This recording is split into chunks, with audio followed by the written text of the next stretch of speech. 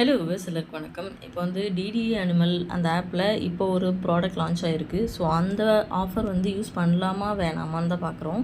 இதில் பார்த்தீங்கன்னா 10 நாளில் போட்ட அமௌண்ட்டு டபுள் ஆகிற மாதிரி இருக்குது. சரியா? ஸோ இது வந்து நீங்கள் யூஸ் பண்ணாதீங்க. ஆல்ரெடி இதே மாதிரி ஒரு ஆஃபர் லிமிட்டட் டைமில் வந்துச்சு. அந்த ஆஃபரை நிறைய பேர் யூஸ் பண்ணியிருந்துருப்பீங்க. ஸோ அதில் ப்ராஃபிட் வந்தவங்க எல்லாருமே இந்த டைமும் போட்டு பார்க்கலாம் அப்படின்னு கண்டிப்பாக ட்ரை பண்ணுவீங்க.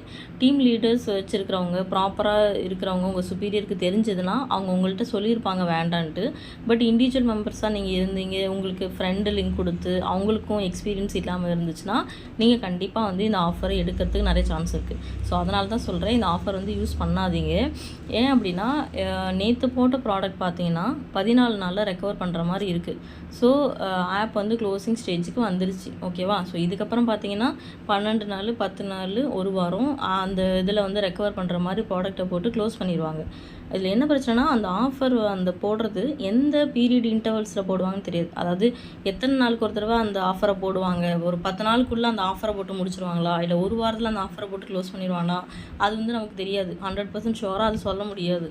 என்ன சொல்லலாம்னா ஆப் வந்து க்ளோசிங் ஸ்டேஜுக்கு வந்துருச்சு. இதுக்கப்புறம் நம்ம மேலே பணம் போட்டோம்னா அதை எடுக்க முடியாது. அவ்வளோதான்.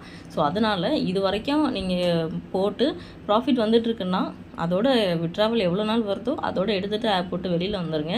இதுக்கு மேலே இன்வெஸ்ட் பண்ணாதீங்க. இல்லைங்க நான் இப்போ தான் ஜாயின் பண்ணியிருக்கேன், எனக்கு வந்து பார்க்குறதுக்கு நல்லா இருக்குது, இன்கம்லாம் நல்லா வருது அப்படின்ற ஃபீலில் இருக்குது, அதனால் நான் வந்து ட்ரை பண்ணுறேன் அந்த மாதிரி எதுவும் பண்ணிடாதீங்க. உங்களுக்கு வந்து டெய்லி அமௌண்ட் வரதை பார்த்துட்டு ஓகே நல்லா இருக்குது அந்த ஃபீல் வந்துடும். சரியா? ஸோ அந்த ஃபீல் வந்துச்சுன்னா நீங்கள் அமௌண்ட்டை போட்டுருவீங்க. 10 நாள் தானே ட்ரை பண்ணி பார்க்கலாம், அதான் 5 நாளில் போட்டு காசு வந்துடுது, சும்மா ட்ரை பண்ணி பார்ப்போம், அந்த தாட் வந்துடும். சரியா?